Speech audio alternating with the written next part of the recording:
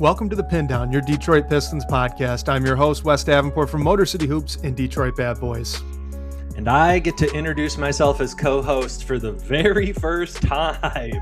I am Robbie Bettelon, covering Michigan State for The Only Colors, and of course, the Detroit Pistons for Detroit Bad Boys.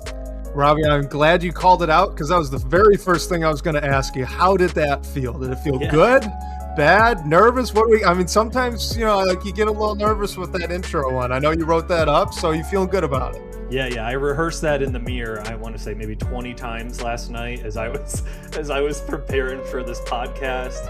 I will say we had a comment on Detroit Bad Boys. I'm going to start with one early today, which is, love it. What am I supposed to do with my time during the off season? That was from the Beastman 17. I just wanted to share what I did over the weekend. So granted, I'm in Nashville, so I'm much closer to Louisville.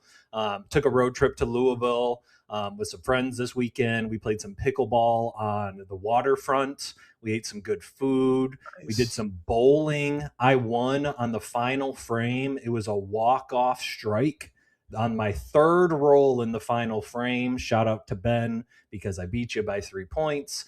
And then also, Mr. Beast, or the Beast Man, I saw the Odyssey. That'd be a heck of a commenter right there for DBV. I love that. So we had been looking for tickets for the Odyssey. Nashville has one of those 70 millimeter IMAX theaters. That is cool. A viewing experience that you got to see it in. And we were looking for tickets, and it's like only the front row is available. And Monday night we looked at about 8:30, and I found in a 11 a.m. That was like somewhat in the middle, and took the day off on Tuesday and had to go see it. So if you, Beastman, if you're looking for something to do right now, I would say, hey, take a little road trip to Louisville or go ahead and see the Odyssey. You could at least kill 3 hours of the off season. I got two questions. Okay. 2 questions right off the jump for you on this one, Robbie. First of all, was the Odyssey worth the day off? I think like that. I mean, so MC 313, was it good? That's the question. Right, you took the day off to go see a matinee show. Did it justify? Yeah. First off, anytime you take a day off of work is a good day. So fair. Yes, it was a great day. But that was my first like true IMAX experience. It was so loud, your seat would vibrate when like the bass was hitting, and funny enough, there were news people there, and so I got interviewed by the news afterwards. I showed up on the 6:30 news on Tuesday man on the night. Street. Nice. Yes. I should have introduced myself as Bobby Buckets. DBB podcast new co-host, as anyone in the Nashville news would know. Fantastic movie. Truly one of the best movie experiences like in a movie theater that I have ever had. And I cannot wait to see it again. Like I could not recommend seeing that movie enough. Awesome. I'm really looking forward to it. We haven't bought tickets for it yet, but there is an IMAX theater now near us in the Chicago area. So I'm pumped. I'm watching for it. But, and really, honestly, like I'm glad you say it's really good. That makes me more excited. But I have, even before this conversation, I had such great confidence that it would be better than the last movie I saw at an IMAX experience, which was Russell Crowe's Noah. That was not good. If you guys remember that movie, I'm sorry for you. If you haven't seen it, then you're better off, because that was a bad movie. It's about the biblical story of Noah's Ark, but like action movie, Russell Crowe, it was terrible. It was so bad. So I'm happy to replace that memory whenever we can make that happen. The whole story of the Odyssey is very good. They tell it very well, even with all the different characters. Like you don't get lost in the story. And then there are just so many different scenes that are so exciting that like get you at the edge of your seat. And it was the fastest 3 hours ever. That's why I told my fiance afterwards when we get out of the theater, I was like, that was the fastest 3 hours I'd ever experienced, because I was just like so immersed in the movie. Man, there are so many movies right now that I want to see. I missed Project Hail Mary. Like I really wanted to go see that one in theaters, but it's on Amazon Prime now. So my wife and I were going to do a little movie night, which admittedly is a lot easier to do at home with a now 4-month Yeah. old daughter than going out to the movies. But I think the Odyssey is probably going to be worth that one, so I want to go. But I mean, so Mimsy 3-3, Spider-Man Brand New Day. I'm actually Yep. looking forward to that one too. I've kind of been like checked out of the Marvel superhero movie stuff. I've seen maybe one or two since Endgame, and like I don't know, it just hasn't really been for me. But I'm looking I forward to that one. I'm there with you. I just watched Shang-Chi the other day because I think that's the first one after Endgame, and just like you, since Endgame came out, I kind of been slacking on my Marvel game. So I want to start picking it up. I can't wait to see the new Spider-Man movie, and then of course Avengers Doomsday in December. I'm super pumped about. Oh yeah, they just dropped. I think there was a trailer for that, right? I Yeah, saw that. got right? me excited. That trailer did. Interesting. Yeah. All right, Yeah. I'll watch the trailer. We'll see. Yeah. The last question though that I want, and this is like totally off the topic, but you a good bowler then? Is that what that means? I bowled a Like, 123. does this mean you're a good bowler? 123, I don't think is very good. Okay.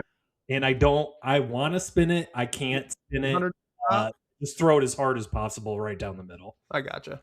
Yeah, that's the Ron Swanson approach, right? Yeah, Where you just none of that funny stuff, straight down the middle, Yep. no Just bend, let it no rip. curve. Yeah, just let Yes, it go. yeah.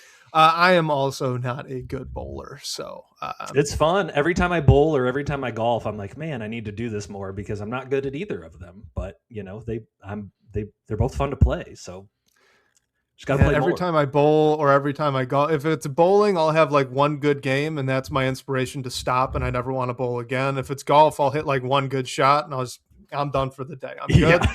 I don't need to do this anymore. It's just note. going to be frustrating. Yep, it's just going to be frustrating. My pitch to you guys for off-season stuff: IndyCar racing. That is my summer sport of choice. And you know what? With the Tigers, for a while they weren't doing good. Doing better. Rumor has it they're doing a little better, right? I'm a very fair weather baseball fan, so I've been kind of checked out with that. But because they were doing poorly, throw even more of my time in IndyCar racing. Fantastic time. It's a good show. Racing's competitive. It's open wheel, so it's kind of like discount F1. You don't have to wake up at 3 a.m. to go watch it live. Right. It's happening on prime time. It's still that open wheel racing. They do ovals every now and then. Those are a blast. I love the IndyCar racing. I'm a big fan. They were just in Nashville. They do.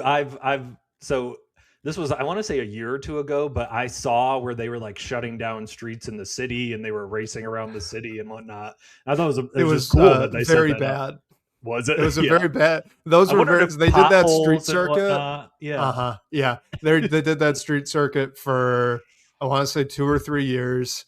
It was lots of potholes, as you said, so not very well maintained, and it was super tight. Like the streets of Detroit race that they do is really tight. There's not a lot of passing, and it's a really short track. Nashville, my memory of it was a little longer, but it was still super tight. So there's not a lot of passing. It's just kind of a processional until you get a big wreck.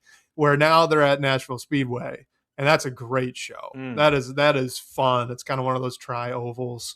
No Mimsy 3-1-3. It's not just a lot of left turns. It's not left. It's very difficult. Go grab like one of the Forza Motorsport things. Try to do it. It's hard. That's all I'm saying. I love that we started this podcast with movies, golf, bowling, and IndyCar racing, and that's how you know we're almost to August. Yeah, right. We got to just stretch this out. I mean, I guess we could start talking about Summer League.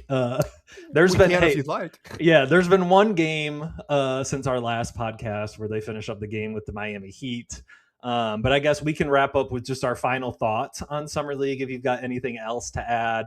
So I'll say Okorie ended up finishing with 18 points, 3 rebounds, and 4 assists per game.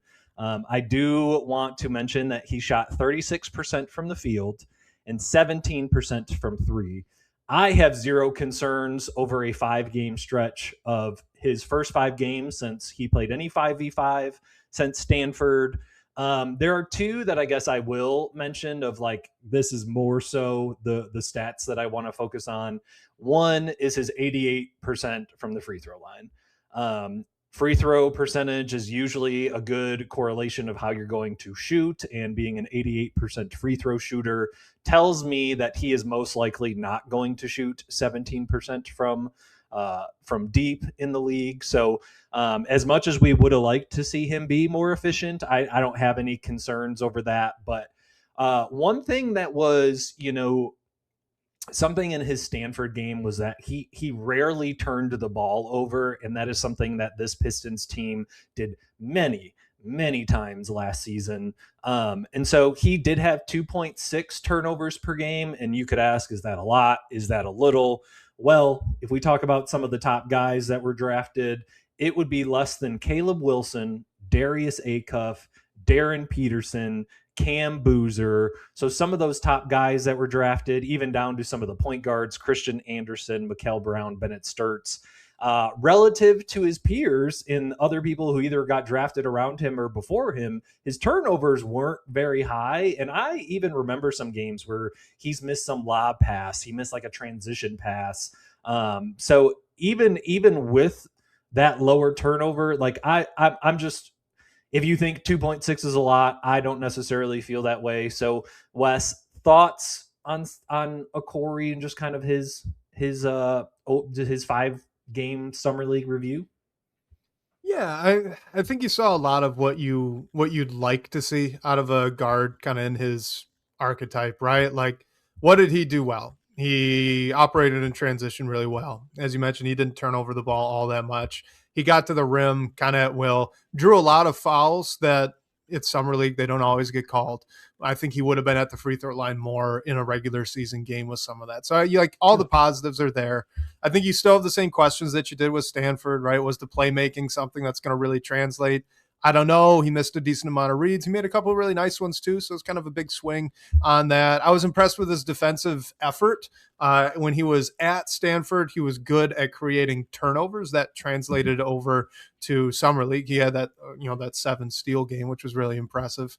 But I think, he picked up pretty high, like close to half court, sometimes even over into the backcourt a few times, and just had a level of intensity on that end that I was impressed with. Wasn't necessarily something I had seen out of him back when he was, playing for Stanford. But I think, kind of the bigger thing to remember with summer league, with a lot of like, this is the same for Chaz Lanier to an extent, but with all the rookies, really, like, this is a sprint. These guys have never done anything like this before at this level, right? Like, summer league, it is a couple of weeks. You're playing 5 games. You're practicing a bunch too. Like, it really is a grind. And you get out of that college schedule that is far more spaced out, far more relaxed. There's not as much. Like, this is their first experience of there's no school, there's no nothing else. Like, you are a professional basketball player and you're doing this 24/7. So, like, that's why the shooting percentages just usually don't translate, in my opinion, from summer league to the NBA. Because these guys, their legs are dead. All of them, their legs are dead. And I think you see that with Okorie. And so, like, he airballed a couple of threes in over the course of this. He wasn't a great shooter at Stanford, but that's unusual. That's not something you saw out of him very much at all. It's really the legs thing there. So, like, it's summer league, so you take it all with a grain of salt. Yeah, Brad B saying the speed translates. I think it's going to translate to the NBA as well. I very much agree with that. So, it's summer league. He looked good for a rookie point guard in summer league. We'll see what it kind of translates to when we get to the preseason here. And I'm going to be really interested when we get to that. I feel like summer league is usually tough on like young point guards too. Like, it is. It really is. It's super physical. Also, there's usually not a lot of space, right? It's physical, and you're playing with like Isaac Jones and Ugana Onyenso. Yeah. Yes. You don't have much of a space. That's going to be tough. Yeah. And they're physical. They want the guys to play. And frankly, I think we talked about this last time, but you kind of like, I'm cool with him being thrown into this, like, hey, don't call fouls on him. Granted, like, when we get to the league, I need him to get to the free throw line and I need you to call that foul. But like during summer league, like, yeah, like rough him up a little bit, like, welcome to the league. I have no problem with any of that. And so, I'm happy with his performance. I think there are some things that we can be really excited about with Okorie, but also of course he struggled at times, but nothing to me that I would say is worrisome. I guess from like a not. It's crazy to call him a teenager. Like he's technically a teenager entering the league. So. Yeah. Yeah, I don't have any concerns about his shooting percentages, but somebody who did have some pretty great shooting percentages was our second year man, Chaz Lanier. And hey, I'm gonna give ourselves a little pat on the back here because we said, Love it. hey Yeah. Chaz, we want you to shoot 10 threes per game. And you know what? He ended up with 9. He ended up averaging 9 threes per game and ended up shooting above 50% from 3-point land. And I think it's funny that his field goal percentage was 47%. So it was actually lower than his 3-point percentage. Thoughts on Chaz Lanier and kind of how he finished summer league, because it started rough, but then he kind of turned into a flamethrower.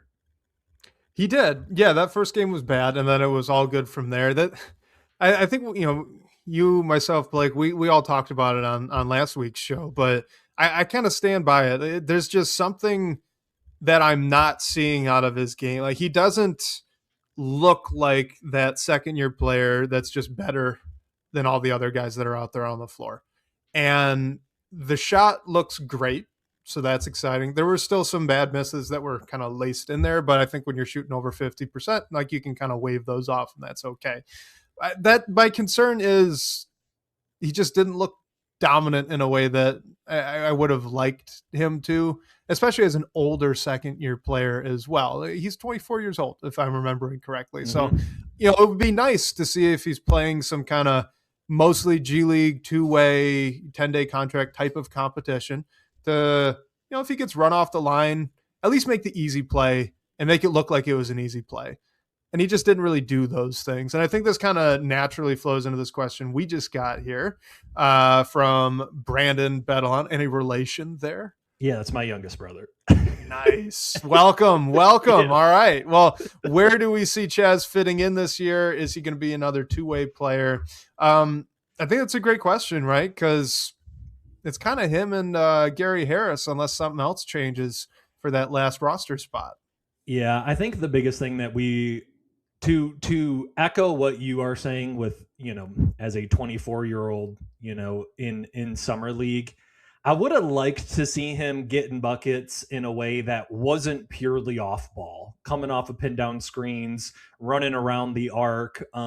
Granted, the way that he can get his shot off so quickly and set his feet and square his shoulders, and it's very, very impressive, but it felt like that was like the only thing that he did. He didn't stand out on the defensive end, which, like, can you be a 3-and-D 2 guard at some point? If his defense isn't great now, I'm not sure it's going to get any better. And if there's a way for him to move up in the depth chart, I think he has to have some type of on-ball game. And you really didn't see that in Summer League. He really is just like a strictly off-ball catch-and-shoot guy, which, granted, in this scenario of Gary Harris versus Chaz Lanier, I think Chaz's Summer League gave me enough that I'm like, okay, there's at least something there. You can use him if, there's a world where like Duncan and Isaiah Joe are maybe resting one night and Chaz needs to play some bench minutes or something. Like, I'm cool with him kind of being in that 11 through 15 on the roster, which is where I think he lands. But ultimately, I wanted to see a jump on ball, and we just didn't get to see that this summer. And there's a role for a specialist, right? Like a pure specialist. There are spots for across the league for guys that can go out and, knock down 45% from three. It's just, it's usually tougher to find regular rotation minutes for that sort of player. And often you can trade, say, if Chaz is going to be a 45% 3-point shooter, but not give you anything else, you could probably trade about 7 of those percentage points, get a 38% 3-point shooter who maybe could do just a little bit more either defensively or with the ball in their hands. So, when you're saying on ball stuff, I'm with you. Like, I didn't need to see him operating pick and rolls. I think that would have been asking a little much. I don't think I even need to see him in too many handoff like creation situations, but just to make whatever easy reads that he would be making if he gets run off the line.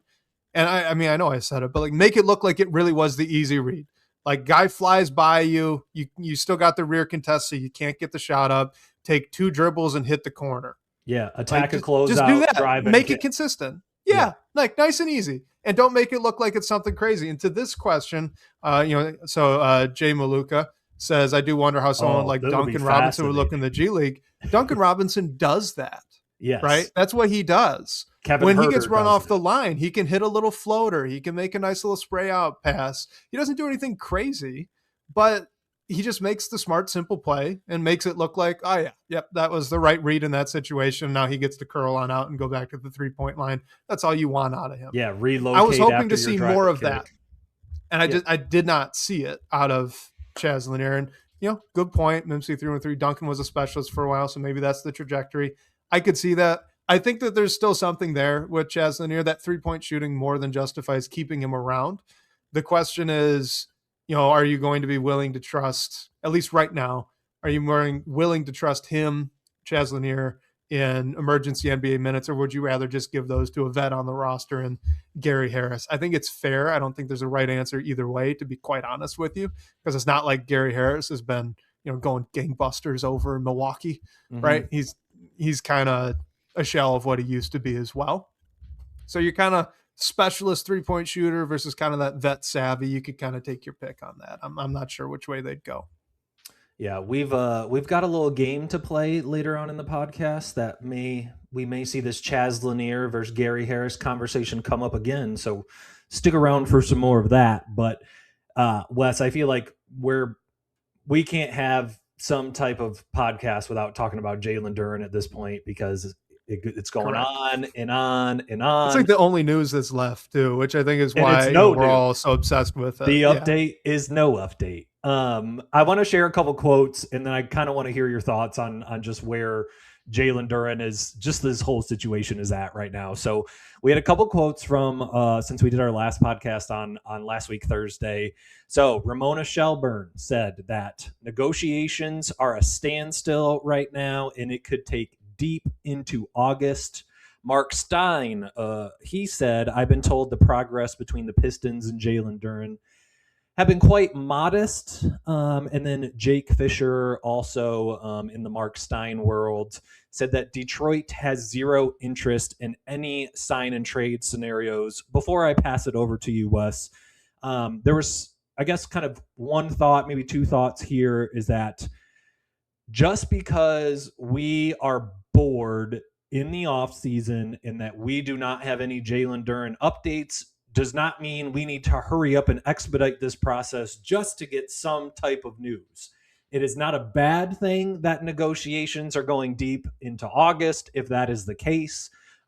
Peyton Watson, another restricted free agent, still not signed. Benedict Mathurin, another restricted free agent, still not signed. If I remember correctly from last year, Josh Giddey in the Chicago Bulls, I think that went deep into the summer as well. So it did.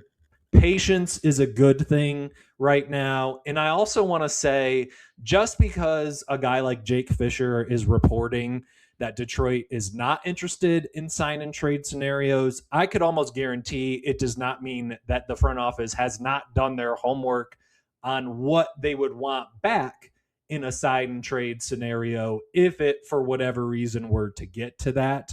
So I saw some things this week where, like, oh my gosh, they're not even considering it. They haven't even come up with sign and trade ideas. And I would think that I would think they had 29 different options for the 29 other teams of, hey, if we did move Jalen Duren to this team in a sign and trade, what would we want back from them?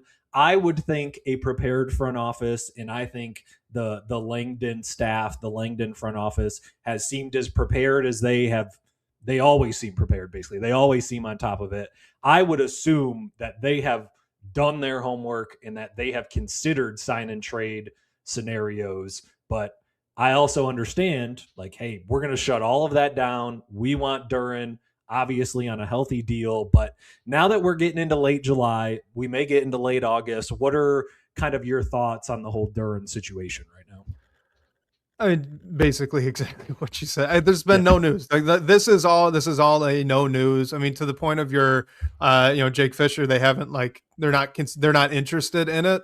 You have to understand that this would be a sign and trade, which means that Duren's agent needs to go to the other team, say, hey, are you interested in my client? If they say yes, okay, what are you willing to pay? If that's an interesting number to Duren's agent, bring that back. right, to the Pistons, say, hey, they're interested. Here's what they're willing to offer. Here's likely what their trade package would be, because of course that's going to come up. And if the Pistons don't think that's any good, then they shut it all down right there. I mean, that's exactly what happened with Sacramento. So like they're, because this is a sign and trade, they almost by definition have to be hearing the offers. They just don't like any of them because they'd rather have their 22-year-old all-star, all-NBA third-team center who has great chemistry with Cade Cunningham and, has taken a massive leap last year on the offensive end. Like, yeah, absolutely. And I'm sure they'd like to get him at a number obviously different than what Jalen Duren would like to be earning right now. And I'm sure Jalen Duren would like to be back with his dude, Cade Cunningham, for a number higher what the Pistons are offering. That's where we are. That's where we've been since June. Early June. That's probably where we've been since late May, if I'm remembering kind of timeline correctly here.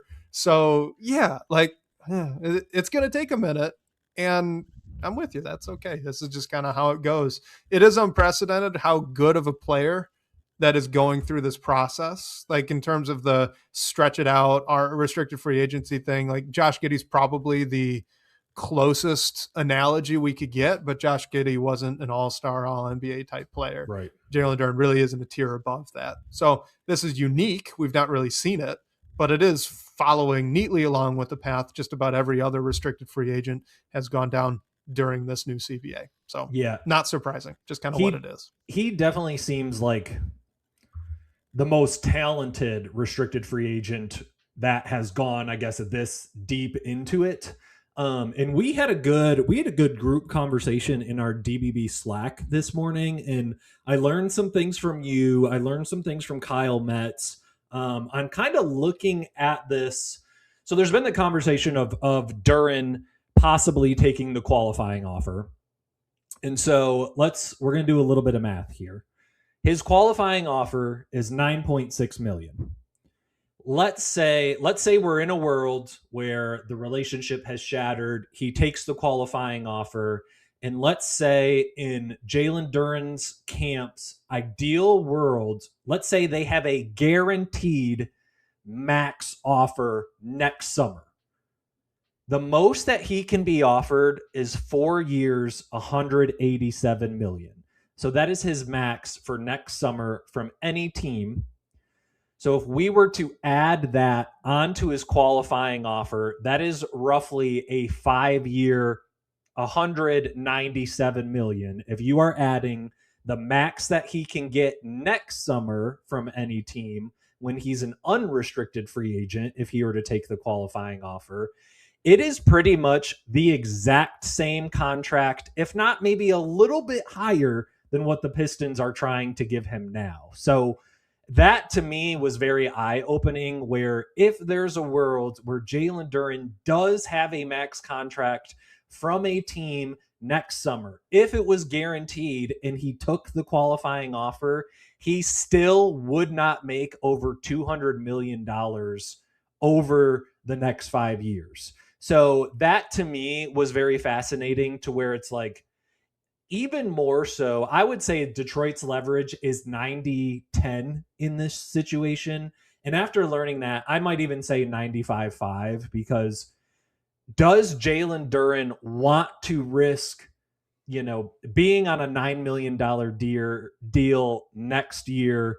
Does he get hurt? Does he have a bad playoff performance again? Who knows what could happen, when in reality, he could get security on a 5-year deal this summer that is basically almost, if not the same amount as what he could make total over the next 5 years if he were to take the qualifying offer and then also get a max contract next summer. So that was not something that I had kind of considered, and it's just like the whole process is fascinating. I'm still at the 5 for 180 camp is what I would give him. And it's more than any other team could have offered him. But I mean, I just thought that scenario that you shared, that Kyle Metz shared, kind of opened it up to like the qualifying offer world, what that looks like. And financially, it doesn't make sense. It doesn't make sense. It's not worth the risk,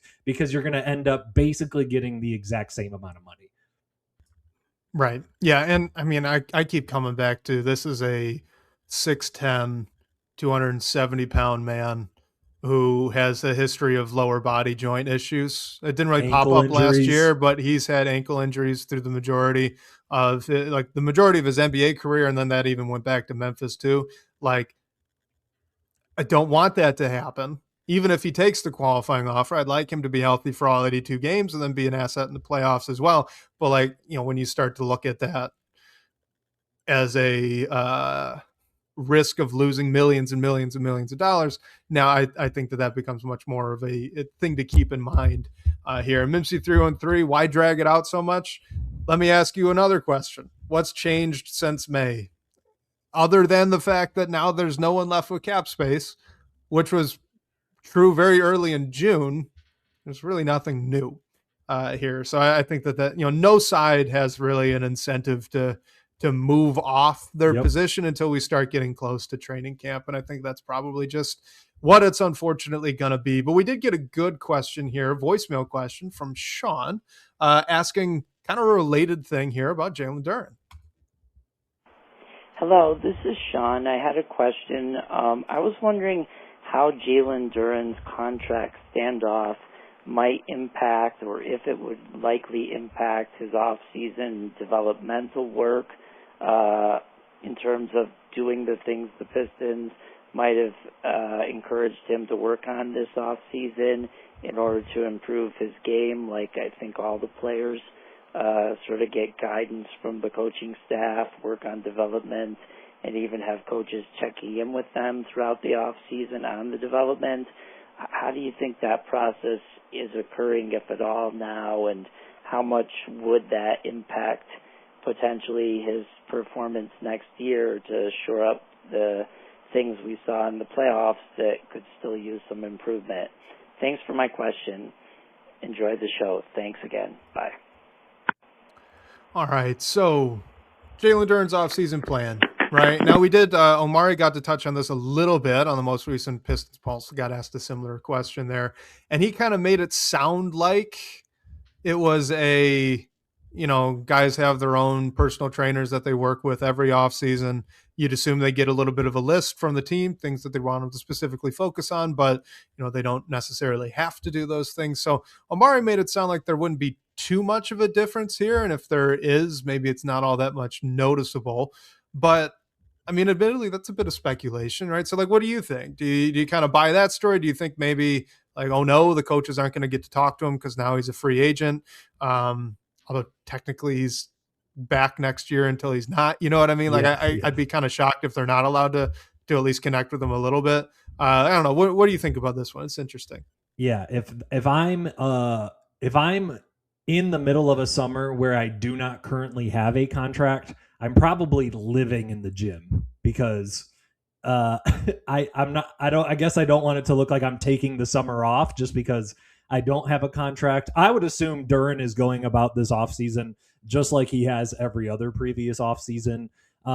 He for sure knows what the team wants him to work on, considering during contract negotiations, I would assume that comes up in conversation of like, hey, here's where we think you can grow your game. The coaching staff has put him in different positions. He made a jump this year by him becoming more of an on-ball player. So, if he can work on his ball handling to where he can kind of take that lift, especially with Tobias Harris, there's no more dumping it off to Tobias with 10 seconds left in the shot clock for him to post up and give us a mid-range bucket. Now I think that goes to Asar. Now I think that goes to Duren. So there's going to be even more opportunities, I think, for him to have the ball in his hands. So I don't think the contract situation changes anything about his offseason development. If anything, I think it should kind of kick him in the butt even a little bit more of like, hey, let's make sure that when we sign this contract, like we're ready to roll when the season starts. The one thing that I do like about this question is just I don't think he can be around the team, right? Because he's not like he wasn't at Summer League, right? I honestly have no idea. He wasn't at Summer League with Cade, with Ron, with Asar. Javante was even there. So I don't that part of it. I'm not totally sure. But like we're not seeing it. Like I remember, I think it was 2 off seasons ago, we saw pictures of him and Cade like overseas in Europe or something, right? I think they were going on like trips and whatnot together. So there may be something to it where maybe you're not around the team as much if he was on contract. But I don't think this has any effect on his offseason development plan. Yeah, I'm with you. The only other thing to keep in mind with that is, maybe those things are still happening. It's just we don't see a post on Instagram about Yep. it. Just Per an because you agent don't see a request, video which of could always be. him shooting Yeah. threes, doesn't mean Yeah, he's, I mean, he's like, not he working on his very game. well could have gone to work up in the mountains in Denver with Cade Cunningham to do altitude training again or whatever the heck that was. Like, absolutely could be, and now we just don't get the post about it. I would also say I'm as negative as I've been about Duren early on in his career, kind of like questioning the type of player he was going to become. I don't think there was ever really, I still don't quite understand where this like motivation issue or question mark came from. Agreed. I don't remember seeing any of that in the pre-draft profile. I don't remember questioning that when I was looking at his like effort or engagement level in Memphis, even back at the time. It was more of a stylistic thing for me. And then now he's kind of disproven that, completely changed my mind, all that good stuff, what have you. But my point is, like, he just had a terrible playoffs. He is a high-level competitor. I'm sure that's about all the motivation he needs. Mimsy313 says, "Oh, shoot. A voicemail from someone other than a fella. I started I have laughing. news for you." Yeah, I I started got laughing. the perfect one for you. This is from our guy, a fella, talking about Ron Holland. Hey, this is a fella from the DBB comments, and I had a little question for you. What are we thinking about the Ron Holland draft pick? Because I'm seeing a little bit of discourse on the net talking about Ron Holland being a wasted pick, such and so forth. So wanted to see what y'all's thoughts were on that. See you on the pod.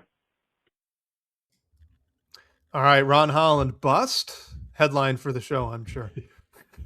On the net, as I do my best a fella impression. So by default, and I don't know if I feel bad doing this, but by default, Ron kind of fell into trade talks this summer. As somebody who hasn't eclipsed 30% as a 3-point shooter. Granted, he just turned 21, I think like a week or two ago. So definitely plenty of time left in his NBA career. Also, as Trajan Langdon's first draft pick, it's not a surprise to me that 2 years in, if he's not wanting to give him up that quickly, I'm cool with that. I've grown on this Ron Holland as the backup 4 idea. So a couple episodes ago, I must just be so convincing. Yeah, you are. That's what it is. A couple episodes ago, remember I told you that I think I want Ron Holland's archetype to be John Collins, but as a small forward. And so now that John Collins is on the team, I'm kind of like, what if that's just like a 3-and-D power forward type role, shoot a 3 if you're open, if you're not, you're getting to the rim kind of situation. So Sure. I don't know if there's a world where they're like trying to turn Ron into the backup 4, but if we're talking about Asar starting, if we're talking about Collins starting, I frankly think Ron is only the only other true forward on the team. I guess you could call Taurean Prince a forward, but he's 2 inches shorter than Ron. You might call Javonte Green a forward, but I think he's like 6'4". I think he's 4 inches shorter than Ron. So at least Ron has the height. I love that me and you have called him a ball of clay, and I love that we differ to where you think he's stronger than he is quicker. I think he's quicker than he is stronger. So I more so want him as like a chaos causer, as like a point of attack defender. But I'm coming around to this idea of Ron being the backup 4. And I guess here's my worry, Wes, is like, I'm trying to think of backup 4s out there that Ron would have to end up guarding. And I'm thinking of like Obi Toppin. I'm thinking of like Bobby Portis. Tobias. Like, I don't think Ron is a good, like, he's going to try, he's going to give the effort. Like, all of that is going to be there. If you ask him to be a post defender, I think Ron will do it. But guys like that, like, I think John Collins would put Ron in the post if they were on opposite teams. Tobias put him in the post. Bobby Portis, Obi, like guys that are just kind of bigger forwards. I think he's going to struggle defending, which is my only concern. But what are your thoughts now on kind of where things stand with Ron? So it's funny. The Pistons have two players that kind of fit this mold for me, where like on the night they were picked, I was quite disappointed. I was not a big fan of the Jalen Duren selection. That's if you guys have been listening to the show for a while, you could go back, you could pull those up. I was not all that excited, and then maintained that for quite a few years up until last season. And then Ron Holland as well. I had him, I think, down at like 10 or 11 in that draft. There were some other players I was far more interested in.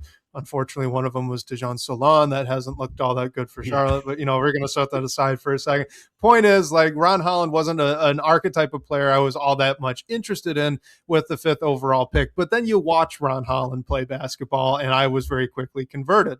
I really very much like his game. And I think that the vision with Ron, at least in my opinion, it's still the same. The trouble is the Pistons' timeline has kind of shifted up, just as a product of them being so good. But like, if you think of it defensively, I love the pairing of Ron Holland with Asar Thompson. I love that Ron Holland, to your point, you could put him on some guards or on some wings if you really want to leverage Asar Thompson as maybe like a roamer for a specific matchup. That's something that Ron Holland lets you do. There's no one else on this roster that would let you do that. I think that if Ron Holland can start hitting some threes offensively, I really like the idea of a player as athletic as him, with a history as he does in the G League of being a 20-plus points per game scorer, high rim pressure guy, high free throw generator guy, right? Like that forward, that fills a lot of needs for what this team's offense is missing. It's not there yet. So admittedly, I still have a lot of Ron Holland stock. I don't think we can say this is a bust pick yet. I think we knew it when he was selected. That was part of why I wasn't all that excited. He seemed so raw, and he still does to an extent. I mean, that's why he wasn't playing all that much in the playoffs and eventually just wasn't playing at all when we got later into that Cavs series. But we already know from a good article at the Detroit News, that's something that's been motivating him. I don't think he's that far away. Is kind of where I'm at with Ron Holland. I think that he's already flashed the ability to drive to the rim in the half court, where you can feel kind of confident, like, okay, if he works on it for another summer, okay, maybe he's going to be able to start doing that more. He already gets to the free throw line well. I think you see some flashes of like making the right kick out read. Not that he's ever going to be a playmaker, but I think you could start to see that. So that's exciting. And then defensively, obviously, his effort levels through the roof. There's something there. I would like to have another season to let it develop, let it play out, and let it see if maybe, hey, he can knock down some threes. And maybe he's in the conversation now where you're looking at John Collins and you're going, well, like Collins can be a 4-5 off the bench too, right? Like, you don't have to start him. If Ron Holland's really playing out of his mind, the level of defender that he is, if he's hitting some shots too, all of a sudden that might be a conversation, and that'd be an interesting one. I still have a lot of stock there. I think that he can be a very, very good player. I would be worried about giving him up. Admittedly, if he doesn't pan out next season, now his trade value's tanked, so I understand that perspective of this conversation as well. But as Mimsy 313 says here, 9 to 5's the dream defensively. Yeah, like it would. If Ron Holland can make enough of an advance offensively to make this something we could see more often, that would be such an asset for this team to have him and Asar out there just wreaking havoc on opposing offenses. I would love it. I wonder if that's the long-term plan. Same thing with what Brad said. If Ron starts hitting threes, like what is a Cade, Asar, Ron starting lineup look like if Ron is hitting even 35% from the corners? Like, just be a decent threat from the corners. Like if Cade is your third worst perimeter defender in the starting lineup, everybody's 6'7", 6'8", like good luck scoring on that team. And I'm gonna need your memory here. I think this was a Pistons Pulse conversation. I think Amari maybe brought it up a couple episodes ago. But if I remember correctly, there was like steal rate or steals per 100 possessions or something where like Ron, Javante, Asar, and I even think maybe like Paul Reed were all close to the top 10, if not in the top 10. So like all these guys are crazy, like chaos causers on defense. And so as good as they are in transition, the fact that like their hands are so active, that they force turnovers, that they can play in the passing lanes, it just, I think my overarching view on this offseason is I think we're doubling down on the things that we do well. Like this team does a great job of causing turnovers and getting in transition. Paul Reed is one of those people that has active hands that causes turnovers. If Ron is the backup 4 and Paul Reed is your backup 5 and they're just like forcing turnovers, maybe Javante's in there at some point, you still have Asar. Like the idea of them forcing a ton of turnovers and then getting out and running in transition. Now that you have John Collins too, who's just another lob threat that can get out and run. Like I feel like they're doubling down on a bunch of stuff that they already do well, on top of getting a bunch of 3-point shooting to surround, what they do well. So the I think what kind of is part of why I'm coming around to Ron Holland at the 4 as a backup 4 is because of how many other people kind of complement his game and how he's just a wrecker on defense whose game instantly turns into transition. And having a bench lineup like that is really fun, especially if you have guards like Okorie or Danis who want to get out and run with them and will find them in transition. So still team Ron. I mean, the fact that he can only order a beer legally now, as of a week ago, like he still has much of an NBA career ahead of him. So I'm excited for him to stick around. I just can't help but feel like him and Duncan are kind of like next on the chopping block if a trade is made. That's how I felt about Stu going into the summer. And so now I feel like that's kind of been passed on to Duncan and Ron. I'm not sure if that's the correct way to feel, but that's kind of like where if another move is made, like in a Trey Murphy kind of deal, granted, I don't think that's happening anymore, I feel like Ron and Duncan are maybe next up, but we'll see. So Laz Jackson, our guy Laz Jackson, brought this up just on the Pistons balls. And it was something when I saw this voicemail I wanted to bring up as well. So shout out to Laz here for this. But, I do think we Pistons fans have a tendency to forget that Ron Holland was a scorer, like coming in. Like that, what the archetype was like, could this be Jaylen Brown? He was like could a this lead be a really athletic. Yeah, exactly. He was averaging 20 plus points a game. And that was going back even to his high school days, like, through his recruiting process was like, this was supposed to be a super athletic, super rangy wing forward that could just go and put pressure on the rim and go get you some buckets. And you saw that in the G League, admittedly, extremely inefficiently. That was part of my concern there at the time. But like, that's not just gone away.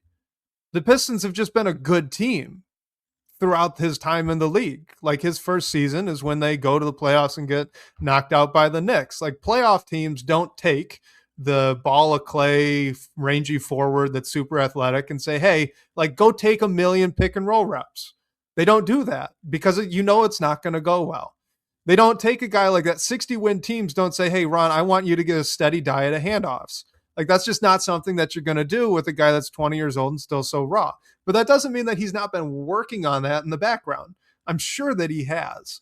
And at this point, I think I'd like to see it. I think I'd like to see, can we unlock some of that scoring potential that you had when you're in the G League that was propped up by your incredible ability to get to the free throw line. This team could use that.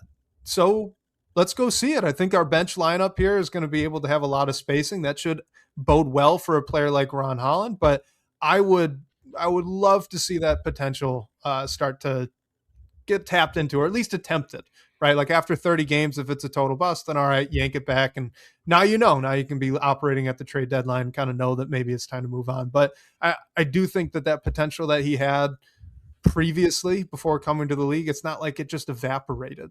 So let's see what these last 2 years of working on behind the scenes have really gotten him. Do we know if Fred Vinson has a guest house on his property, and is Ron staying in it? And is Asar rooming with him? Because that'd be great. Hopefully that's what they've been working on this summer. Yeah, give me 35% from the corner, and I'm contemplating moving Ron into the starting lineup at that point. So, well, speaking of lineups, Robbie, I know you've been looking forward to this one, so what let's a get to it. We got a good question here from Alex. Shout out Alex from Vegas, leaving us another voicemail, but he was asking about that rotation and kind of balancing the roster out a little bit as well.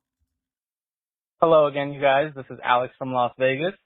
I thought it was a little funny that I finally decided to call and make a voicemail, and Blake finally decided that he wanted no parts with the Pindown. Just kidding. But congratulations to Robbie, Bobby, Buckets. Really proud that you got your little spot here, and excited to see what else you got in store for us as far as your content and opinions and takes go. My question for you guys would be, if the season started today, what are you guys thinking as far as the rotation goes? How far and deep is it going to be going? And if you guys had one move to make, how would you rebalance this roster right now? Take Trey Murphy III off the table as an option for right now. What do you guys think? Would love to hear it. Thanks so much. And my friend in Tennessee, best of luck to you in your new venture. Thanks. Bye-bye. All right, Robbie. So I think for the sake of time, let's unfortunately look past the balancing the roster question for now. Let's just look at the rotation. I know I think you put together a nice little spreadsheet. So let's try to build one out. Let's see it. Oh, look at this. First time doing this live. It shows up perfectly. Nailed it. Look at the production value of this podcast. If you guys are just listening on the audio here, Robbie pulled up, just imagine the most beautiful, like serene Google sheet that you possibly could have. That is what this looks like. And if you guys are live with us here on YouTube, don't tell everyone what it actually looks like. Go ahead. Yeah, beautiful and serene just means black and calming, white. A calming spreadsheet. Yeah. All right. It's like a deer sipping water from a lake. That's what it is. Yeah. Our new friend Alex has inspired us to play our own version of Guess the Rotation. Apologies to any of our audio listeners, but this is why, hey, the chat needs to get involved. If you guys want to play, you can help throw us some advice on where Wes and I are going to kind of create our own depth chart. We will be sure to share it for our audio listeners. But yeah, this is why you come watch on YouTube right here. Wes, before we get started, is it fair for me to put 4 starters penciled in for both of us, or should we start from the top? Well, hey, I mean, so I'm thinking point guard here. It's probably got to be, I don't know, like Danis Jenkins, right? I mean, Cade Cunningham off the bench might make sense. No, yeah, you could put in 4 starters, Robbie. I think we're going to be on the same page with that. As Michael Doppier says, the easy ones: Cade, Asar, John Collins, Jalen Duren. Then it gets interesting. Absolutely correct. We are putting so Cade at point guard, Asar at small forward, John Collins at power forward, and then Jalen Duren at center for everyone on audio here. The easy ones, right? These are the 4 that I think everybody would pencil in. I think really the question of kind of the offseason when you talk about the rotation is who's starting at the 2. Wes, would you like to take the lead, or would you like me to take this lead? I'll jump in because I think here's the question, right? You've got kind of a balancing act to do. Do you want more spacing in that starting unit, which is a fair thing to want? In that case, I mean, you're probably looking at, hey, just put Duncan back in there, right? Because he started almost all the games for them last year, and it looked pretty well. And now you're adding in a John Collins, and John Collins is he's a better shooter than Tobias Harris. So, hey, that's an increase in spacing. So we got a couple saying Duncan, right? But then Mimsy 313 brings up Danis Jenkins because Danis Jenkins gets you more ball handling. Here's my question that is kind of haunting me at the moment. This is, as a fan, kind of keeps me up as night. If you look at these four guys, Cade Cunningham, Asar Thompson, John Collins, Jalen Duren, if a defense is really playing some extended half-court defense, blitzing Cade, trying to get the ball out of his hand, and then guarding up near the half-court line, who in that group are you comfortable with giving the ball under significant ball pressure? By default, it's Asar, but right now, you're not comfortable. Are you with trusting that? Right? Yeah.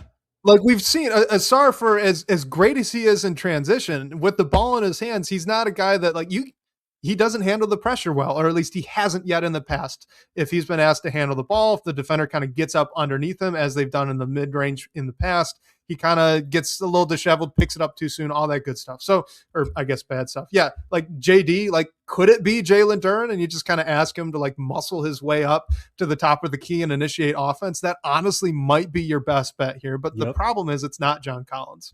It used to be Tobias Harris.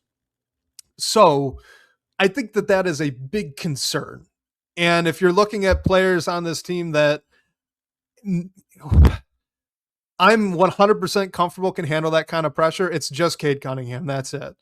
If you're asking, I think that they can, I've seen enough where I'm pretty comfortable. I think that they won't just turn the ball over and they'll actually be able to initiate a little offense. I think Danis Jenkins falls into that. It's a little bit of projection, but you could probably say Ebuka Okorie. He seemed like he's got a tight enough handle from his college and now summer league where, it's okay, it may not be the cleanest, but maybe it'll be all right. I think the dark horse here, though, is Isaiah Joe. I honestly, it's tough because I've not seen it out of him. He's not been asked to do that for the Thunder. But in spurts, there's been enough flashes there where I'm kind of curious if he can. All this is saying, I'm kind of leaning Danis Jenkins by default. I would love, though, if this could be Isaiah Joe. It's so much projection, and that's the problem. Yeah, I think my lineup is going to be what I want, or kind of the brand of basketball that I enjoy, that I want to play. So I'm not sure that my lineup is going to end up that way. Where are you going? Give me more time. I've stalled enough. Here, I'll fill it in for you because I'm going the opposite route. To me, what I want out of this starting lineup is I'm giving the extra ball handling duties to Asar, and I'm giving them to Jalen Duren, and I'm going to sink or swim until the trade deadline to see how it goes. I'm of the opinion that Trajan tried to get Cade's, Robin to Cade's Batman, but couldn't find them. So we're kicking the can to February. We're kicking the can to the trade deadline. And so Trajan went and acquired a ton of shooting, just surrounded these main guys with way more shooting than Cade has had in his career. And then same thing with Asar and Duren.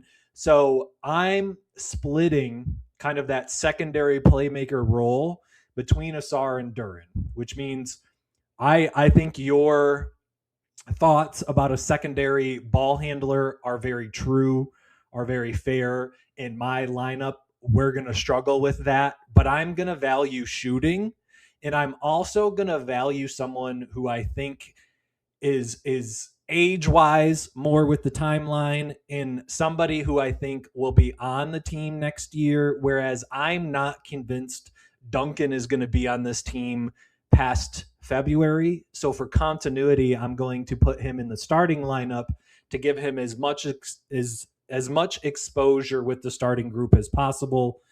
The last thing I'll add here is when Malik Beasley came on the team, he finished first in Detroit Pistons history with 300-something made threes. Duncan Robinson joins the team, and he places second for most threes made in Detroit Pistons history. Next up, who's going to be third on that list, or maybe second, is Isaiah Joe, and he will be starting at the 2 for B. So here's the thing that I like about this. As much as Danis Jenkins helps the ball handling, and as much as he's not a bad three-point shooter, like last year while he was streaky, 37% from three. a lot of that off the catch. Like, okay, that's pretty good. Danis Jenkins is not a movement shooter. And the problem with the lineup with your starting Danis Jenkins is that you have nobody that can go take a pin down and knock down a three. And that gives me pause as well. So like I'm kind of with, and this is, I mean, it's funny, but Brad B says, what about Kevin Huerter? Like I kind of see where he's coming from. Because if you're looking for a player that like, okay, you can put the ball on the floor, handle a little bit of pressure, make the first pass and get into the offense. I do think Kevin Huerter can do that. If he can be a better shooter than he was last year, then maybe you've really got something there. I like it with Isaiah Joe. I think there's a shot that he can do both. I know Duncan Robinson can't do both. I know Danis Jenkins can't do both, and like barring some incredible development here in the offseason.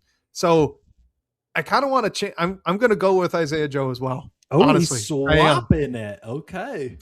I never committed. Okay. I was leaning. I committed for you. But I think I'm going to do it as well. I want Isaiah Joe as well because I think on this roster, he's the best chance of being able to do both. We got a little bit of Ebuka Okorie love here. I would throw it out of the picture there, but yeah, I think we got the same starting five. All right. I will move to backup PG then. And we originally had pick 28, moved Jaden Ivey to get to 21, and then we moved up again, which you do not make that Jaden Ivey trade unless this front office already had their eyes on a guy that they knew that they couldn't get at 28 and that they maybe could get around pick 20. To guarantee that Trajan got his guy, he basically gave up Isaiah Stewart, right, in the weird Memphis 3 second-round pick swap thing. So he basically gave up Isaiah Stewart to move up 4 picks. From moving up from 28 to 21 to 17, it just makes me think that they are so high on Ebuka Okorie, and I know he's young, and I know that there's going to be struggles. There was efficiency struggles during Summer League, but this team, to me, does not have a true secondary ball handler. Danis, to me, is kind of like this combo guy where I think Ebuka does more point guardy things well than Danis does. So I am going to slot in Ebuka Okorie as my bench point guard. This is going to be semantics for both of us, but honestly, I think Danis Jenkins is a better point guard. So it's kind of funny. You're saying Okorie does more point guardy stuff. I think Jenkins is a little bit better of a playmaker. Like he averaged almost 4 assists last year in only 20 minutes a game. We've not seen in Stanford that, admittedly, not what he was asked to do. Ebuka Okorie, he was much more asked to score, but it kind of came through even in Summer League. Like the dude's a bucket getter. And I'm with you though that he's going to play. So we can just do that. Like I think Danis Jenkins is your nominal backup point guard because he's going to be the one that does a decent amount of the initiating. But I would expect a decent chunk of that bench offense is just going to be have Danis get the ball up so you get to avoid, getting a rookie point guard blitzed in the backcourt, and then have Okorie start to operate and look to score. So I think he's going to get to touch the ball quite a bit. I'd have Okorie at the backup too. And this is admittedly like it doesn't matter, right? Yes, Who's the guards? agreed. They're both combo guards here in this case. So bench guards. That's how I'd have it. But if you flip it and you want to say, well, Okorie's smaller, so he'll be the point guard. Like, I don't care. That's fine too. I'm going to go a different route. For my backup shooting guard, I am not going to go Danis Jenkins. And this goes back to the point that you brought up about the starting lineup, about having a movement shooter like Isaiah Joe. Now, you and I may have differing opinions between Okorie and Jenkins on who's more point guardy, but if I value Okorie's point guardness, I do not think Danis is kind of bringing what I want in a shooting guard position, which is that movement shooter, that kind of guy who can be a real off-ball threat. Danis, he can be, a catch and shoot guy, but I can't help but feel like they gave this guy a 3-year, $27 million contract to have him be at the end of the bench. Like, with what Trajan Langdon said at the end of the season, that they thought that Herter getting hurt them in the playoffs. It seems like they really value them. And here's what I'll also say, Wes. Kevin Herter is the first 3-year contract that is fully guaranteed. Duncan was not fully guaranteed. John Collins is not fully guaranteed. 2 years are guaranteed because the third year is a team option. Yes, technically team option. I get where you're going though, but yes, right. So at least like the second, I think they think this guy is going to be around. And I'm going to stick with my shooting guard position, kind of being this movement shooter, off-ball scorer. And based on the salary that they gave him, I think Kevin Herter is going to be our backup shooting guard, which means somebody already said it. I saw a Duncan conversation that we're trying to push Duncan out of the lineup. Not at all. We need a 40% three-point shooter. I would love everyone to be a 40% three-point shooter in our rotation. To me, another reason as to why I am moving Duncan to the bench is because he's 6'7". He's the only one that can really play shooting guard, that starting shooting guard, backup shooting guard position, that I feel comfortable having the size to play small forward. Duncan cannot guard any position. He can guard maybe one. I'm putting Duncan Robinson as the backup 3. I feel like I'm annoying with how much I love three-point shooting and always push to three-point shooting and want this team to shoot more threes. So based on his size at 6'7", if I have Isaiah Joe and Kevin Herter at shooting guard, Duncan is going to slot in as at the backup small forward for me. Yeah, we're going to be in lockstep on that one. So, just a quick thought on like Kevin Herter there. If he can hit threes, I get it. It makes a lot of sense. I'll also say that, through let's see, where did it go? Someone just brought up the stats. Yeah, Jay Maluka. His first 14 games with Detroit, he shot 19%, 47 attempts. And then on the next few games, he shot 38% through the rest, 55 attempts. Like there's a huge, huge swing there. And it's not looked all that great since he left Atlanta. He did have a shoulder injury like right around that time. So maybe some of that's kind of kicking. I'll just say I need to see it out of Kevin Herter. I think if he can shoot near 40% again, like we talked about it a little bit with the starting too. Like that would make a lot of sense. I wouldn't have any issue with that either. Cause I think he's also kind of an underrated defender. He put some effort in on that end. But the counter to this is 2 years, $9 million annual average value contract, third-year team option. Like if that's your essentially fifth guard, yeah, that's totally fine. You've not overpaid for that. It's not the end of the world. Not a bad deal at all. And also helps you stack up some salary in order to make a trade if you need. So I don't think that the contract really guarantees him a spot, but I'll continue to say, like, if he can hit threes at the clip he used to in Atlanta, then I think he's going to have to play because he does a lot really well. He's a really high IQ player. I like him on the drive quite a bit. I love his game offensively if he's shooting threes. Yep. Otherwise. And making threes. Well, let's go to the 4 because I assume we're going to be in lockstep there as well. Let's put him in there. Ron Holland. The thing about this that I kind of continue to think about is as often as the Pistons did play 11 or 12 guys last year, they still really didn't go to like the all bench lineup too much. So, to the extent that maybe Ron Holland is a little out of his depth, if he's getting put into the post by, I don't know, like you mentioned Obi Toppin, like if he's got to guard lobs and screens from Obi Toppin, maybe that's not great. I'll grant you it's probably not. I just don't think it's going to happen all that often. I agree. Especially when if you're just kind of looking at the group of 4 here as forwards. You got Asar, John Collins, Duncan Robinson, Ron Holland. I know that Duncan Robinson's not a big defender. He's not a good defender at all. But like those other 3 guys, you can kind of move them around a little bit. Not that John Collins is the best defender, but he's a little bit more poppy than Tobias was. So I think he got that there. And I I'd be shocked if they're not going 11 or 12 deep through stretches again this season too. So like, I think agree. Javonte Green's going to factor in here as well. So I'm not too worried about it. I think it'll be fine. And I think you're kind of moving pieces around enough where the rare instance where he's really going to have to take a true big, I think you'd be fine trusting him to give it a go and make it not the end of the world. Yeah, going back to our conversation from earlier, I'm just excited for Ron to wreak havoc as kind of one of those guys that just has active hands, that forces turnovers. You know, we talked about earlier, Asar, Ron, Javonte, Paul Reed, all guys that really were really good about forcing turnovers. And I'm going to go ahead and slot B-Ball Paul into, I would assume, both of our center positions. Yep. I want to talk about B-Ball Paul for a second.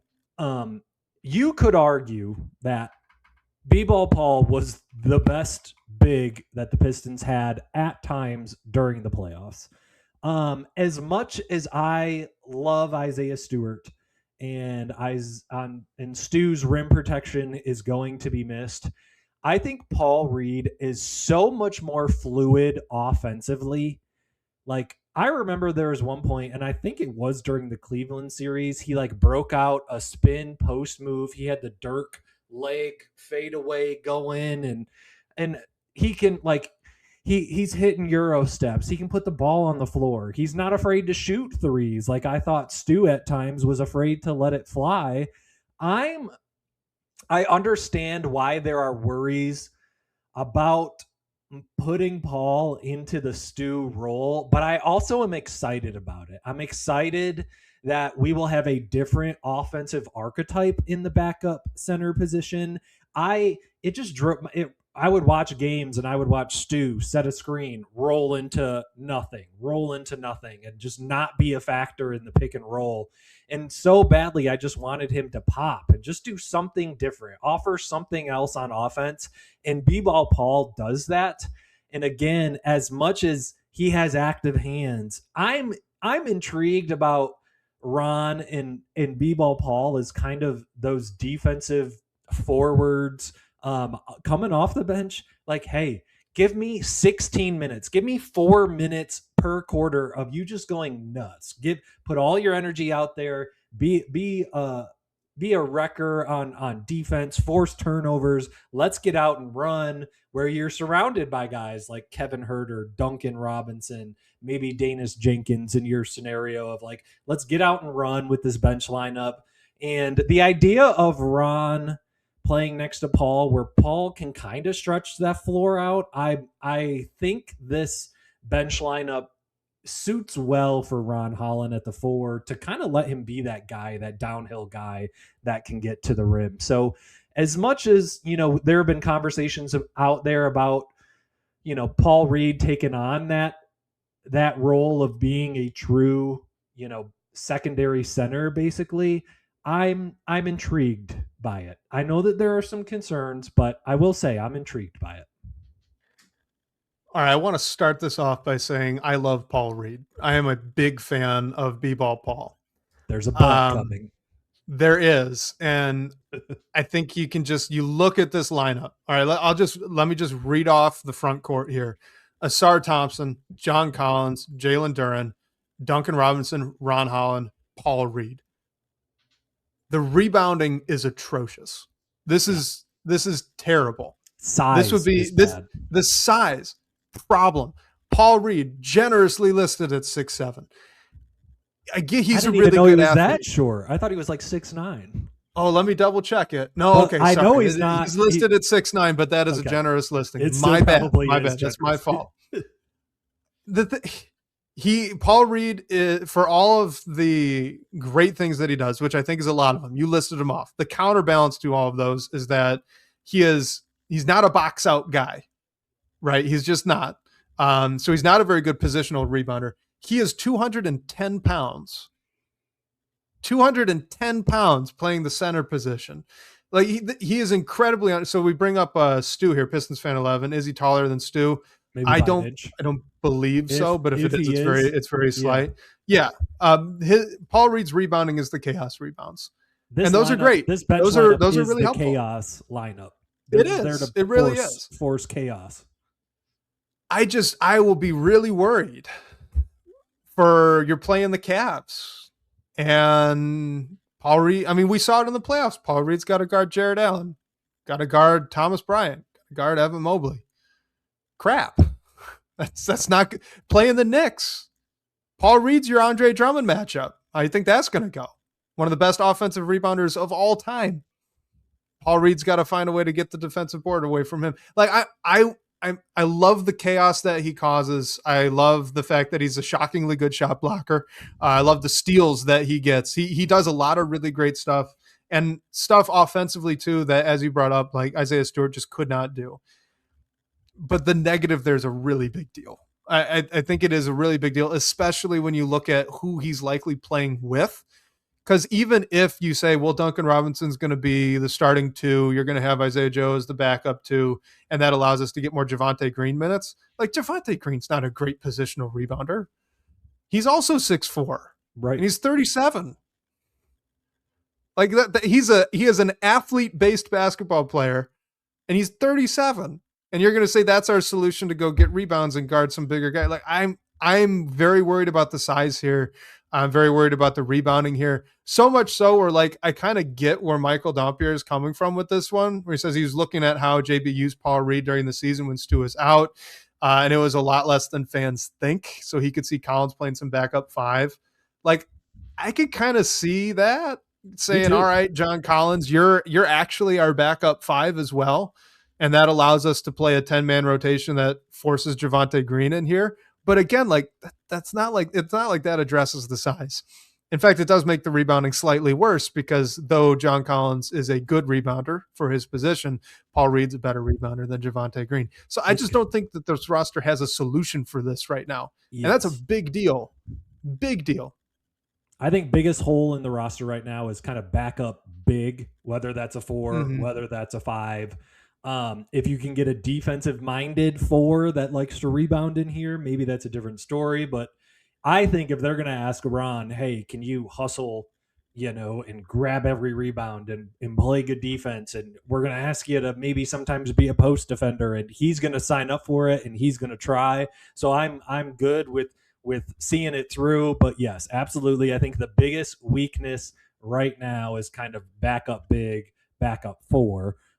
Because I've seen his name a few times, I'm going to go ahead and throw them in here at bat or our depth, our third string center. Do you have Tolu as well?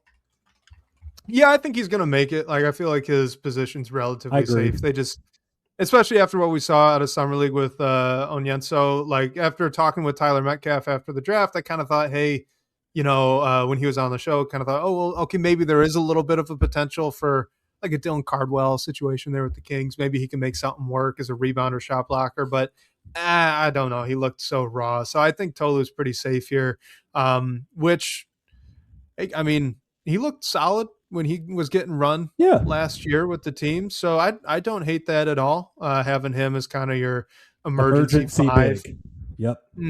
Exactly. And, as much as I point out with Ron Holland being kind of at the nominal 4, I do think it's probably worth mentioning as well with Paul Reed that, like, the number of truly massive backup 5s is not as large as you'd think. Skilled size is kind of a hard thing to come across in the NBA. So, it's not like he's going to be truly outmatched physically every night.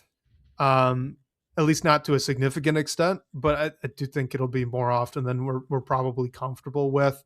The only other thing I did want to bring up would be that I've said this for a couple of years now, but so I can't find the question. I think it might have been Pistons fan 11. Sorry, I can't find it. Yeah, I can't bring it up, but I think it was Pistons fan 11 here, bringing up that, Ron Holland, more perimeter focused defender. Are you wasting his talents out at the 4? There's really these days not a difference. Yes. There's not a difference between the 3 and the 4 in most cases in the NBA these days. The one difference The one thing that like splits it nominally, that is truly different right now between a 3 and a 4, is your 4 is more likely to be delivering a handoff rather than receiving it. If you flip that, it's likely a 3. Otherwise, these are perimeter players. Greg Monroe does not exist anymore. That is a dead breed. It doesn't happen. There are even your like Obi Toppin, who's a bigger backup 4. He's a lob threat big. Right. And he plays out at the 3-point line when he's not catching lobs. That's just the 4 is a perimeter position. So I wouldn't personally worry about that too much. As far as Kevin Huerter, backup, third string guard for the bench here at the 2. That'd be me.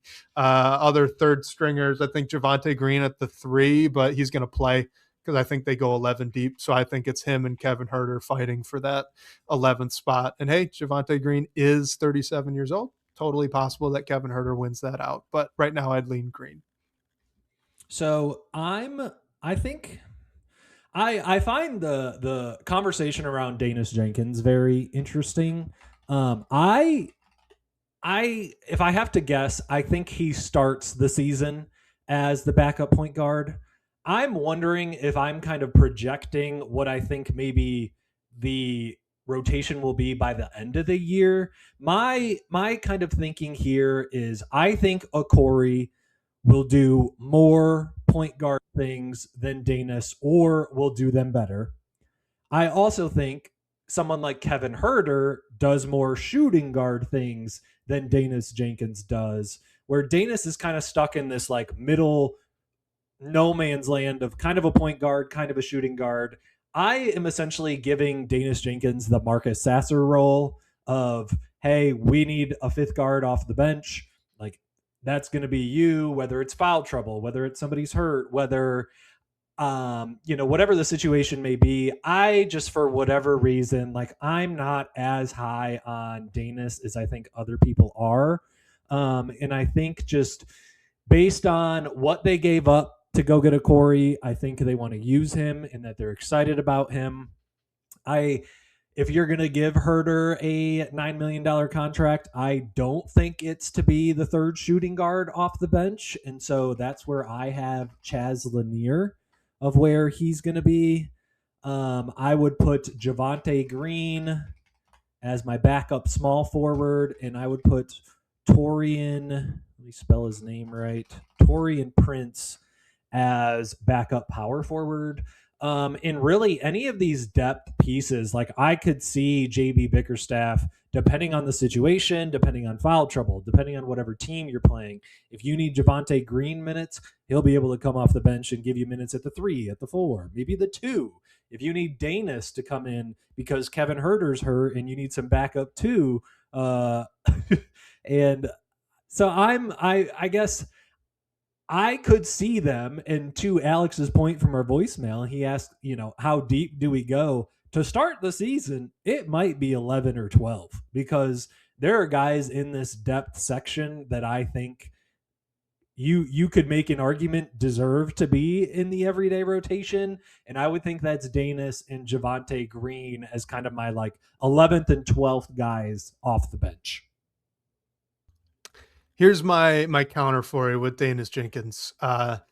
If you look at this roster right now, either of our depth charts here, and you're just thinking about the guards that they have, other than Cade Cunningham, I have 2 ball who can handlers. You confidently say can actually initiate offense? I'm hoping Okorie can. That's what I'm banking on right now. That's what I mean by 2 ball handlers. That's a hope and a prayer. That's my point. Yes. Like, so to your point that Danis Jenkins is going to start as the backup. Yes. Yeah, I think that it's there. Look, Danis, he's got some warts, right? I mean, he was a 2-way player. He went undrafted, right? So it's not like this is like a superstar in the making or anything here. But the things that he does well, I think that this team needs, and I think you could say the same thing with Ebuka Okorie, which is why I'm going to guess both of them really do play. Like if you need a guy that can just initiate the offense, keep things running smoothly. Also, you'd like that player to have a little bit of experience, especially when you get into a playoff setting. Hey, that's Danis Jenkins. He can do that. He averaged 10 and 4 last year in 20 minutes. He shot 37% from 3. If you could just, keep that 3-point percentage up, don't let it get streaky like it did for a month or two there later into the season. and then figure that, hey, maybe he started to flash kind of that mid-range pull-up jump shot. That's a nice counter for him instead of just barreling straight to the rim. That's easy, low-hanging fruit. He could definitely add that this season. Like, he's a very, very good guard. I think he is an NBA guard. So I think he can push to start at the 2.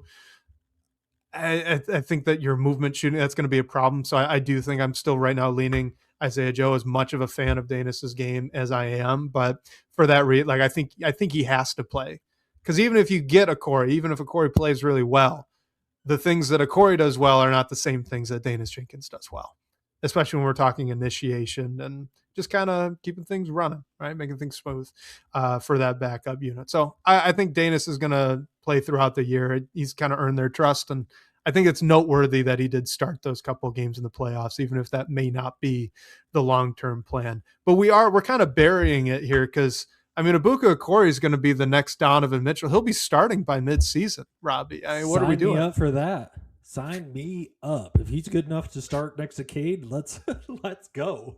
Here's what I'll say. I'm assuming you have Chaz. We were going to have a DeRozan conversation and just didn't get to it. We'll save it. We'll save it. Yeah. Okay, we're going to save it. Here's what I'll say. We have 16 guys on the roster right now. I'm assuming that you're putting Chaz as kind of your 15th or one of the last few guards on the bench. Yeah.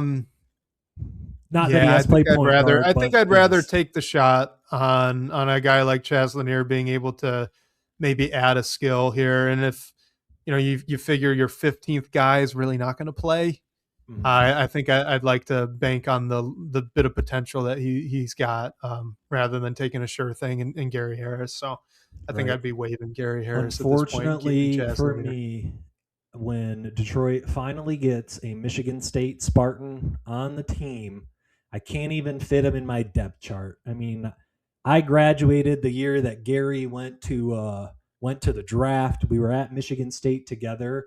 I ran into him at a bar, actually. I have a picture of a selfie with him. Nice. He probably was not 21, but he was there. And I just feel bad that, Gary Harris does not make the list. But hey, when they sign Duren, eventually they're going to have to cut somebody. And I guess you and I agree that Gary Harris looks like the odd man out here. I think, for all the kind of consternation, right, about the Pistons offseason that has been, they haven't made a big move. They didn't really, other than drafting Ebuka Okorie, they really didn't add ball handling. All those concerns, I think all of those are valid. I get it. But I do just have to say, when you look at this roster, the advantage that this team will have will be one of the bigger advantages they had last season that helped them push all the way to 60 wins. And that's just the depth here.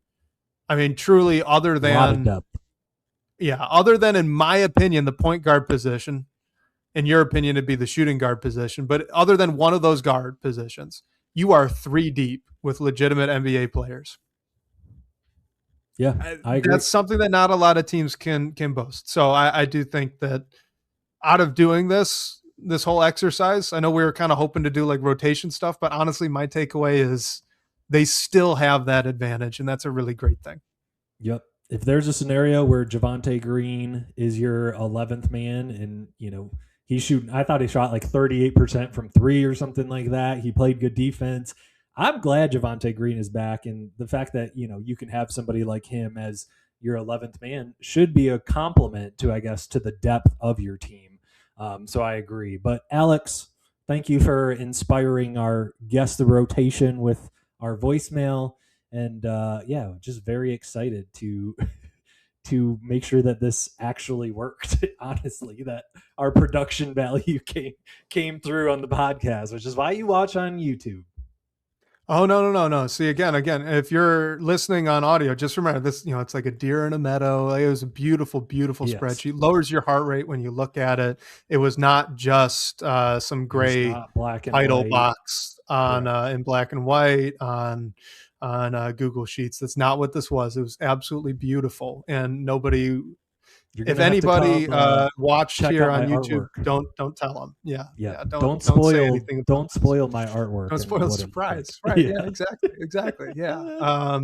Look, Robbie, I think we got to end here on this one. This was Yeah. great. I love that we got to squeeze an hour 30 out of this. This was fantastic. But I do want to play this one voicemail here for our guy, Blake Silverman. This is from a fella. And Blake, if you're listening, I hope you appreciate it. But this was our man, a fella again.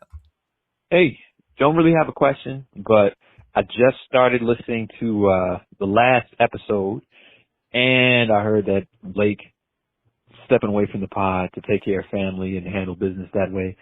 So just wanted to let you know, really appreciated your contributions to the pod, your voice on the pod, and just the conversation and the back and forth that you and Wes had. And we just appreciate all your work, man. You did great with your run on the pod. So thanks a lot. And stepping back to handle family, I respect that decision a heck of a lot. I just got married myself, so it's definitely an adjustment for sure. But I really respect you for handling your business as a man and as a father. So do your thing, and appreciate your contributions. All right. Oh, and this was a fella, by the way. Talk to y'all. All right. And on that awesome note there, Robbie, I think I'm going to throw it over to you for the first time to close out the show. Look at our guy, a fella, just being the kindest fella out there with a little farewell to Blake. Yeah, be sure to like and subscribe. Thank you guys for hanging out. Very fun episode. Glad the whole production value worked. But hey, if you want to be like a fella, make sure that you call the number, ask a question, leave a voicemail for us. That number is 313-355-2717. A big thank you to Sean Corp, our managing editor at Detroit Bad Boys, for supporting the show. And shout out to you guys for these great questions and talking points. We will catch you next week, whether on your commute or live with us on YouTube. We cannot wait to talk more Detroit basketball with you.